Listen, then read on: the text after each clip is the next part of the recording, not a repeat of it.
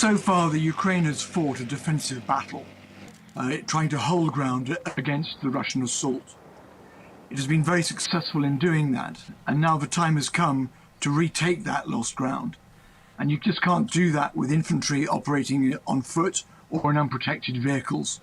And you need the shock effect and impact that only a battle tank can provide, supported by infantry fighting vehicles. And that's why Ukraine is so keen to obtain them. Obviously, Germany is very reluctant to trigger any kind of escalation. And that's obviously a key factor in their decision to not send tanks so far. But let's be clear, I mean, Germany has sent a huge amount of other equipment, and it lags only behind America and the United Kingdom in that regard. It's provided the Gepard anti-aircraft system, the Panzerhowitzer 2000, Dingo personnel carriers, and now it's providing Marder. So a huge amount of material has already been sent and is being sent by Germany. But tanks are the sticking point because of the escalation. And Germany doesn't want to lead this initiative, it wants to follow. And really, when you think about its history and its desire not, again, to become a militaristic state, you can kind of sort of understand this approach. In the meantime, the UK, we know, has promised to send 14 of their Challenger tanks. How do these measure up to the Leopard tanks? Well, both Leopard and Challenger are third-generation main battle tanks.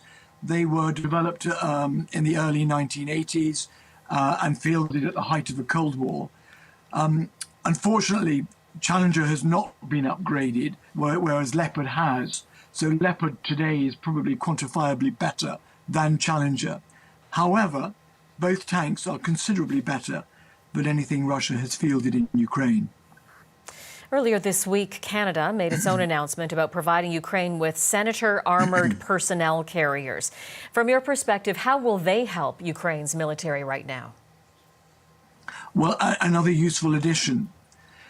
But the problem that Ukraine has is with so many different countries donating different vehicle types and other equipment types, we're creating a massive logistical headache for the Ukrainians.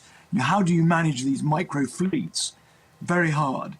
And so while they will contribute to the war effort on the ground, looking after these fleets, sustaining them, supporting them, it will be very challenging. We're now almost a year into this war, and you have talked about what you expect will be a spring offensive by Russia. When it comes to the need for these Leopard tanks and the call for those tanks, help us understand what it means in terms of timing. So there are two schools of thought here. One is that Russia is already fully depleted and a spent force and really can't do anything else, so that the time has come to mount an offensive to retake lost territory and to kick them out of Ukraine completely. But another school of thought suggests that we need to be more prudent. And in fact, there is evidence to suggest that the Russians are planning a new offensive for the spring when the ground becomes firmer. And we know that they're trying to recruit a further 300,000 conscripts. But also they have other tank reserves and artillery reserves, which they may bring out of deep storage. So we need to be very mindful of what they might do. We need to, our intelligence assets need to follow that on the ground. And because if Ukraine does attack, it will need this 3-to-1 advantage in order to triumph. And the risk is that it depletes its own resources, only then to be on the receiving end of a Russian counterattack, which it cannot push back. So the judgment here has to be very fine. So it will rely on NATO intelligence to inform it of what's going on, and then to make the right call in terms of when it counterattacks. You've helped explain why Germany is hesitant to okay the sending of the Leopard tanks. Do you think the U.S. might decide to lead the way, sending its own Abrams tanks as a way of getting the Germans on board? I think it's more likely that the UK would send more of its Challengers. I mean, in my own view, I think if we sent 50 to 100 Challengers to Ukraine, that would be a much better solution.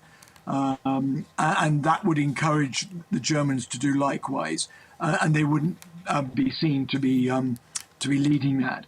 Of course, the issue here is that there's only a limited quantity of challengers, but an enormous quantity of leopards that could potentially be sent. And that's why there's that fear of the Germans triggering escalation.